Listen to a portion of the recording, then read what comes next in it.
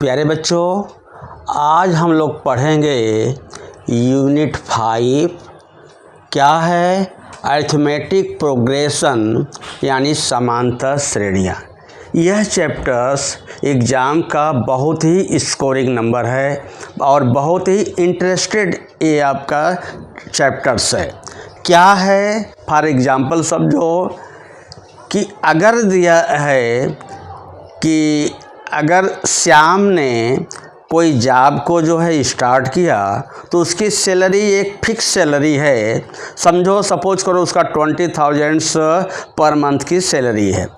फिर 1 ईयर बाद जो है उसका 500 फिक्स है कि 1 ईयर के बाद में 500 बढ़ेगा, फिर 1 ईयर के बाद में 500 बढ़ेगा। एक फिक्स जो है नंबर 1 ईयर के बाद में ऐसे चेंज होता है। तो लास्ट 10 ईयर में उसकी सैलरी कैसे कितनी होगी यह मालूम करना है। दूसरा देखो, अगर आपका लेडर है, उस लेडर पर जो है आपके लंग्स बने हुए हैं यानी डंडे जो आपके हैं वह डिक्रीजिंग फॉर्म है। डिक्रीजिंग क्या है? आपका नीचे से जो ऊपर तक टॉप पोजीशन पर जो है यूनिफॉर्मली जो है 2 cm उसमें डिक्रीज हो रहा है। तो जाकर के कितना मतलब वो कितने डंडे के बाद में कितना जो है आपका जो डंडे की जो लेंथ होगी वह कितना होगी, इस तरह से आपका करते हैं। इसमें क्या देते हैं व्हाट इज़ द जो है अरिथमेटिक प्रोग्रेशन क्या है? Definition and arithmetic progression is a list of the number. एक नंबर की एक लिस्ट है इन विच ईच टर्म, जो first term, second term, third term, fourth, जैसे भी आप फॉर एग्जाम्पल ये first term, second term, third term, fourth term ऐसे हुआ। इस term is obtain by adding एक फिक्स नंबर। एक नंबर जब आप फर्स्ट नंबर आ गया, समझो फर्स्ट नंबर आपका ए आ गया या ए आ गया 2 आ गया।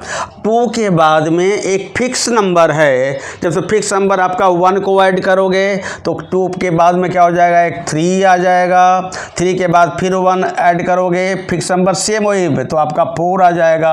4 के बाद 1 तो करोगे तो ये आपका 5 आ जाएगा। एक obtaining a fix number two preceding term, कौन ना पीछे वाले का टर्म का। जैसे अभी आप सेकंड टर्म में तो फर्स्ट टर्म में ऐड करोगे, थर्ड टर्म में जो है सेकंड टर्म में वो फिक्स नंबर ऐड करोगे एक्सेप्ट द फर्स्ट टर्म को छोड़ करके। इस तरह से सेकेंड, थर्ड, फोर्थ टर्म को आप जो है निकाल सकते हो। तो क्या है?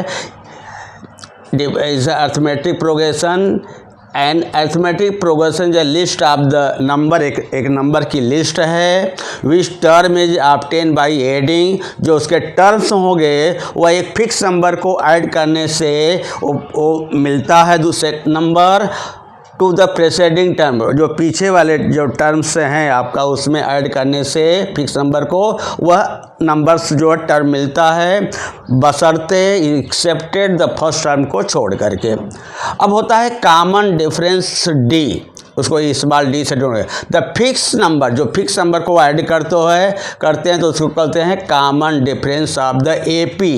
एपी का क्या होता है? अरिथमेटिक प्रोग्रेशन का शॉर्ट फॉर्म होता है ए से अरिथमेटिक, पी से प्रोग्रेशन। एपी अगर लिखा तो मोस्टली जो अरिथमेटिक प्रोग्रेशन न लिख करके एपी ही लिखा जाता है, जिससे कि आप अरिथमेटिक प्रोग्रेशन को समझ सकते हो। तो उसमें जो है जो फिक्स्ड आपका नंबर है यानी उसको कॉमन डिफरेंस कहते हैं, डी से डिनोट करते हैं। और ये आपका पॉजिटिव भी हो सकता है, नेगेटिव भी हो सकता है और 0 भी हो सकता है। टर्म क्या है? Each of the number in the list is called the term. जो ये आपका हर जो आपका नंबर है, लिस्ट का जो नंबर है उसको क्या करते हैं? टर्म के रूप में आप जानते हैं। डिनोटेड फर्स्ट टर्म को A1, ए पर A1, सेकेंड टर्म को A2 एंड एन टर्म को AN से डिनोट करते हैं।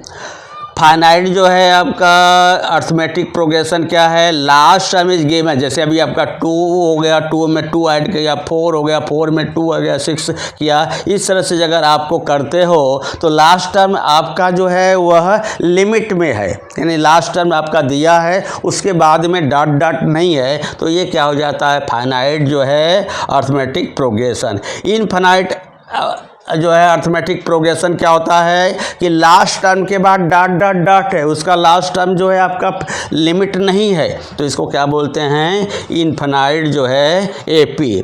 और डी को जो होता है वो क्या निकालता है, डी इक्वल टू ये आपका टर्म है के प्लस 1 टर्म्स माइनस के टर्म को सब्ट्रैक्ट करोगे, के कोई भी हो सकता है। अगर आपका वो अर्थमेटिक प्रोग्रेशन में है तो 5 में से 4 को सब्ट्रैक्ट कर सकते हो, 10 में से जो है टर्म में से अब 9 टर्म को 10 में से 8 नहीं करोगे, इससे ठीक 10 में से अगर सब्ट्रैक्ट है के प्लस 1, अगर के इक्वल टू 10 है तो आपका हुआ तो क्या करोगे, 11 में से जो है 10 को सब्ट्रैक्ट आप करोगे। तो इस तरह से आपको डी को आप निकाल सकते हो। जनरल फार्म अब ये भी क्या, पहला टर्म ए है, उस ए में डी को ऐड कर दो, सेकेंड टर्म ए में से फिर इसमें जो अगले सेकेंड टर्म में फिर डी ऐड करो तो ए प्लस 2d, ये टर्म जो मिलेगा तो उसमें फिर डी ऐड करो तो ए प्लस 3d।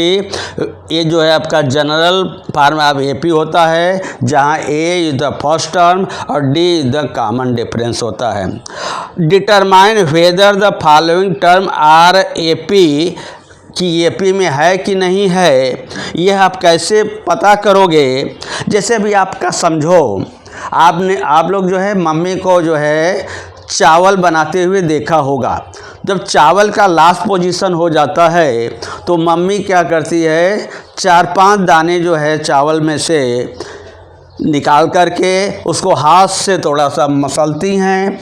उससे पहला मसलने से उनको डाउट होता है कि एक तो हो गया होगा, किसी कारण से ऊपर नीचे रहा होगा, सेकंड भी करती हैं, थर्ड भी करती हैं, फोर्थ भी करती हैं। जब 3-4 चावल्स को उन्होंने जो है मसलने के बाद में उनको आभास हो जाता है कि अब हमारा चावल जो है पूरा पक करके तैयार हो गया। उसी तरह से आपको अर्थमेटिक प्रोग्रेशन को जो है कि नहीं है, जो आपका लिस्ट दिया हुआ है, तो उसमें क्या करोगे, सेकंड में से फर्स्ट A1 आपका कितना ले लोगे, 4 टर्म ले लिया, समझो आपका एक A1 ले लिया, A2 ले लिया, A3 लिया, A4 लिया, तो A2 माइनस A1 इसको चेक कर लो, फिर A3 माइनस A2 इसको चेक कर लो, A4 माइनस A3 इसको चेक करोगे। अगर इन दोनों में समझो एक नंबर फिक्स आता है, ये आपका नंबर समझो x आ गया, इसमें भी x आया, इसमें भी x आया, तो इस तरह से आप कह सकते हो कि जो आपका लिस्ट दिया हुआ है नंबर का वह ये P के फॉर्म में है। इस तरह से प्यारे बच्चों, यह चैप्टर्स बहुत ही इम्पॉर्टेंट्स है। ये सब आपके टर्म्स को याद रखोगे तो यह स्कोरिंग नंबर है, इंटरेस्टेड है और आपका ईजी है, छोटे छोटे कैलकुलेशन है, जिससे कि अब बहुत ही अच्छा स्कोर मिलता है इस चैप्टर से। बच्चों, आज हम लोग पढ़ेंगे अर्थमेटिक प्रोग्रेशन अर्थात समांतर श्रेणी, जिसमें एक्सरसाइज 5.1 है। 5.1 का क्वेश्चन नंबर 1 में क्या करना है, in which of the following situation does the list of the numbers involve make as arithmetic progression and why. मतलब इसमें बता रहा है कि अर्थमेटिक प्रोग्रेशन है क्या जो आपका दिया है, यदि है तो क्यों है, उसका हमें रीजन बताना है। उसका क्वेश्चन नंबर 1 का फर्स्ट पार्ट है, the taxi fare after each kilometre when the fare is ₹15 for the first kilometre and ₹8 for each addition kilometre. इसका मतलब एक पूछ रहा कि टैक्सी का फेयर जो है 15 जो है रुपीज़ है, 1 किलोमीटर का 15 रुपीज़ है, और 1 किलोमीटर के बाद आपका अगर आप जाते हो तो पर किलोमीटर 8 रुपीज़ आपका ज़्यादा लगता है। तो सलूशन का, it can be observe that taxi fare for first kilometre is equal to 15 दिया, फिर लिखोगे taxi fare for second kilometre is equal to 15 + 8 is equal to कितना आएगा, 23 आएगा। फिर taxi fare for 3 kilometre equal to, अगला बढ़ता जाएगा, 23 + 8 equal to 31। Also taxi fare for 4 kilometre equal to 31 plus 8 equal to 39. Clearly,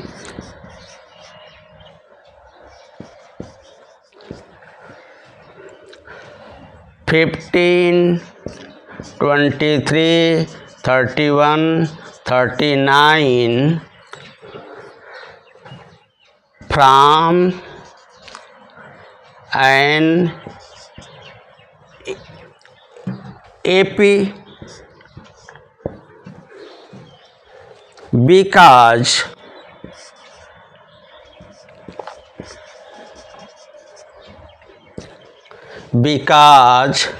every term is more than the preceding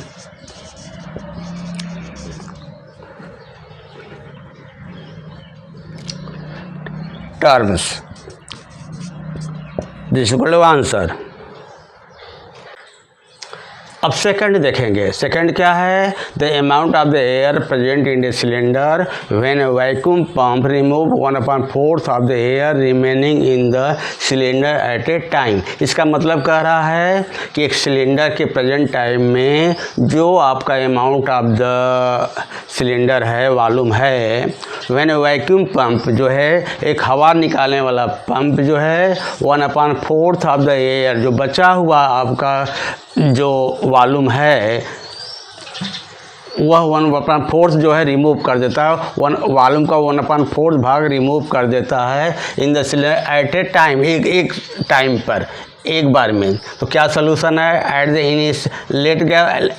the initial volume of the air in a cylinder भी litres मान लो. उसका कि initial जो आपका volume cylinder में volume कितना है? भी लीटर है. इन स्टॉक हर बार जैसे आपका हवा जो है रिमूविंग जो है आपका पंप है, एक बार में वो कितना वॉल्यूम निकालता है? Pump remove 1/4 of air remaining in the cylinder eight A time, एक बार में. दूसरे शब्दों में बोल सकते हो आफ्टर एवरी स्ट्रोक ओनली कितना है? 1 तो है. 1 - 1/4 को सॉल्व करोगे तो 3/4 part of air will remain, इतना खाली होगा हर बार में. देयरफॉर वॉल्यूम विल भी क्या हो जाएगा? पहला तो आपका भी माना, 3/4 का भी हो जाएगा, 3/4 का आप होल स्क्वायर भी, 3/4 आप क्यू आप भी, दिस फॉर्म में आ जाएगा. क्लियर आप देखते हो. It can be observe that AdSense terms, जैसे ये टर्म और ये टर्म में क्या हो जाता है? आप this series do not have the same different. इसमें क्या है आपका अलग डिफरेंस हो गया, इसमें जो आपका एडसेंट जो है टर्म में उसमें आपका अलग डिफरेंस हो गया, अलग डिफरेंस हो जाए. It not have the same difference between them, therefore this is not an AP. अब थर्ड देखेंगे क्या है? The cost of digging a well after every metre of digging when it cost ₹150 for the first metre and rises by ₹50 for each subsequent metre. इसका मतलब है कि कुएं की खोदाई के लिए 1 मीटर का कास्ट कितना है? ₹150 है. और हर 1 मीटर के बाद जो है आपका कितना रुपीज़ बढ़ जाता है? ₹50 बढ़ जाता है. तो जो ये आपका नंबर का सीरीज होगा उसको ये दिखाना होगा कि क्या हुआ, अर्थमेटिक प्रोग्रेशन है कि नहीं है. तो लिखेंगे सॉल्यूशन में cost of digging for first metre is equal to 150. फिर लिखोगे cost of digging for second metre is equal to 150 plus 50 equal to 200। फिर लिखेंगे cost of digging for 3 meters equal to 200 plus 50 equal to 250। फिर cost of digging for 4 meters equal to 250 plus 50 is equal to 300। ये आपका आ जाएगा। Clearly 150, 200, 250, 300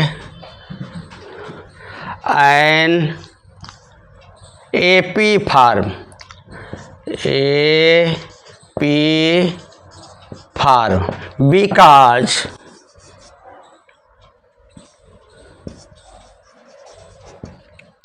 every term is 50